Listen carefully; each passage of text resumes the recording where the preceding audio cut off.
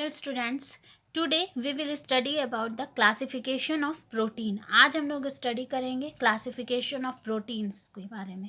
Classification of proteins, सबसे first जो classification होता है वो होता है on the basis of their molecular structure. Protein का क्लासिफिकेशन जो है वो फर्स्ट जो क्लासिफिकेशन है वो किस बेसिस पे होता है? मॉलिक्यूलर स्ट्रक्चर के बेसिस पे। Then it is classify into two part, fibrous protein and globular protein. Fibrous protein और ग्लोबुलर प्रोटीन होते क्या है? ये जो है फर्स्ट फाइब्रस प्रोटीन जो होते हैं, it has a thread like structure. इसका स्ट्रक्चर जो होता है वो कैसा होता है? थ्रेड के जैसा होता है। And it is insoluble in water, acid and bases. ये इनसॉल्युबल होते हैं किसमें? वाटर में, एसिड में और बेसेस में होते हैं। इसके एग्जाम्पल्स क्या आ जाएंगे? इसके इसके एग्जाम्पल्स जो हैं वो है स्किन है, सिल्क है, ये सब जो है ये इसका एग्जाम्पल्स है फाइब्रस प्रोटीन के। अब नेक्स्ट जो है वो है नेक्स्ट है ग्लोबुलर प्रोटीन। ग्लोबुलर प्रोटीन जो होता है it has a folded ball like structure. इसका स्ट्रक्चर जो होगा वो कैसा होता है? फोल्डेड बॉल लाइक स्ट्रक्चर होता है, जिसके एग्जाम इसमें जो है, और it is soluble in water, acid and bases. ये जो है फाइब्रस प्रोटीन जो होता है वो इनसॉल्युबल होता है, लेकिन ग्लोबुलर प्रोटीन जो होते हैं वो सॉल्युबल होते हैं वाटर में, एसिड में और बेसिस में। और इसके एग्जाम्पल्स जो हैं वो आपके क्या आ जाएंगे? एक एल्ब्यूमिन। ये जो है ये एग्जाम्पल्स है किसके? ग्लोबुलर प्रोटीन के। तो ये दोनों क्लासिफिकेशन जो है वो किस बेसिस पे हुआ है? ये मॉलिक्यूलर स्ट्रक्चर के बेसिस पे हुआ है।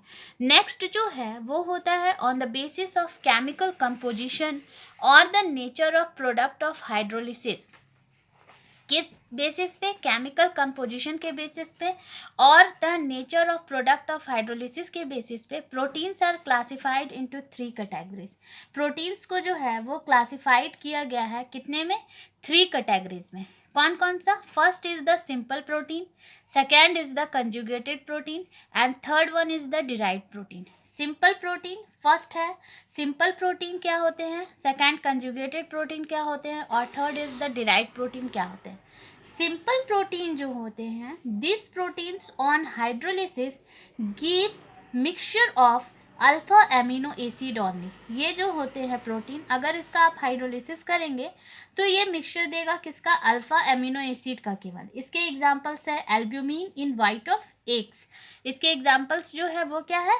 Albumin in white of eggs.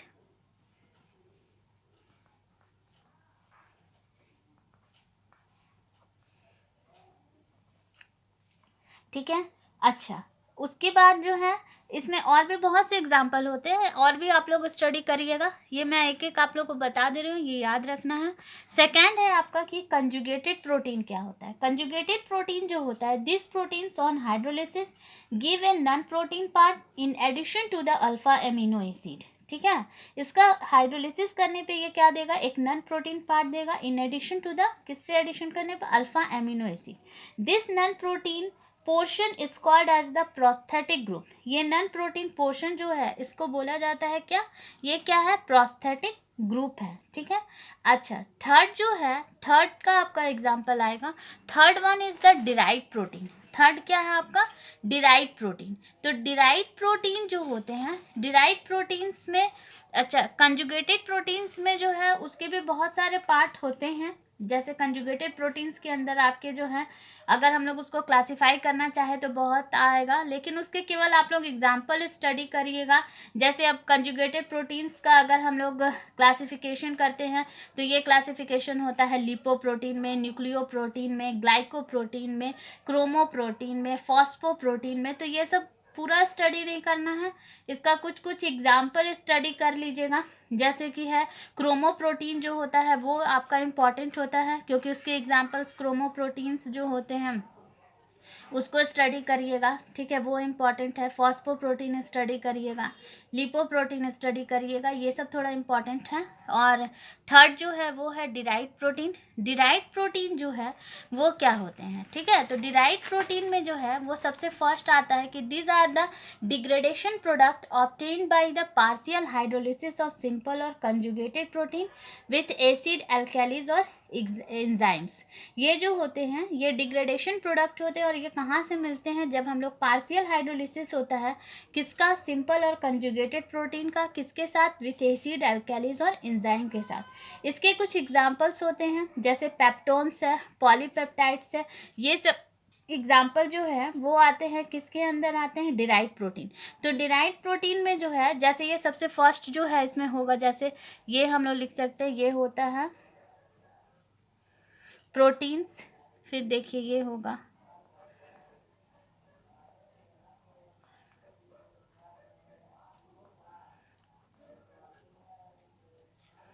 Peptones, और उससे फिर प्रोटीन्स, फिर प्रोटियोसिस, फिर पेप्टोन्स, और उससे फिर पॉलीपेप्टाइड्स।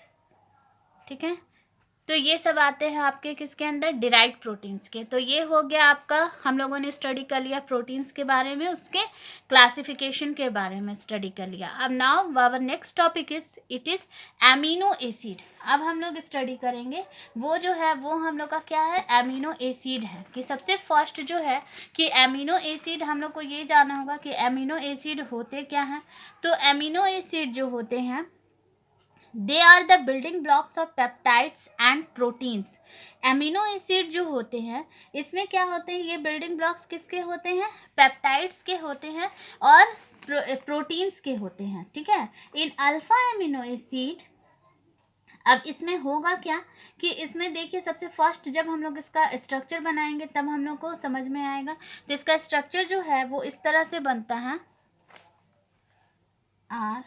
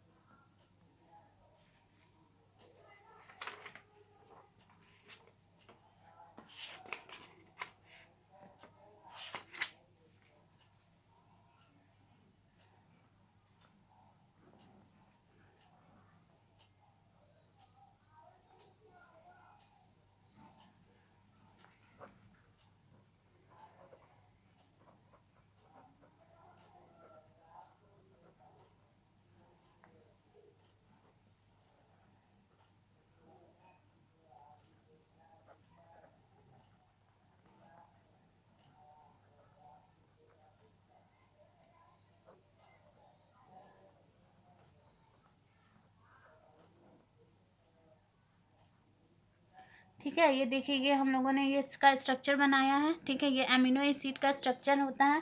तो ये जो है बोला गया, जैसे इसमें हम लोग बोले कि ये क्या है, तो building blocks of peptides and proteins होता है। अमीनो एसिड में क्या होते हैं?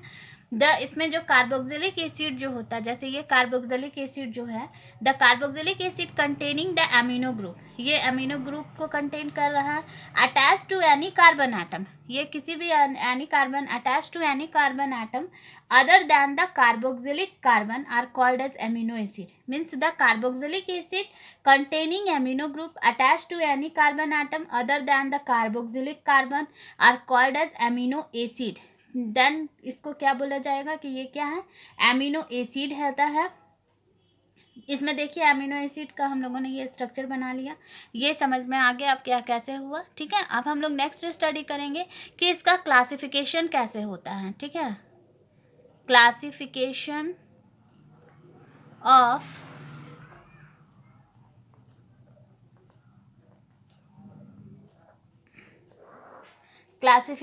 of amino acid. तो अमीनो एसिड का क्लासिफिकेशन जो होता है वो 3 टाइप में होता है। ठीक है, एक होता है आपका अमीनो एसिड में basic amino acid, acidic amino acid, ठीक है, और neutral amino acid.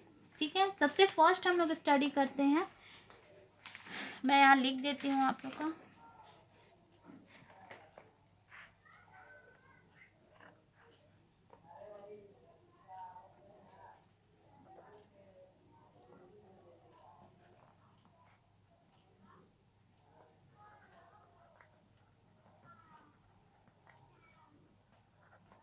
Acidic amino acid, दूसरा होता है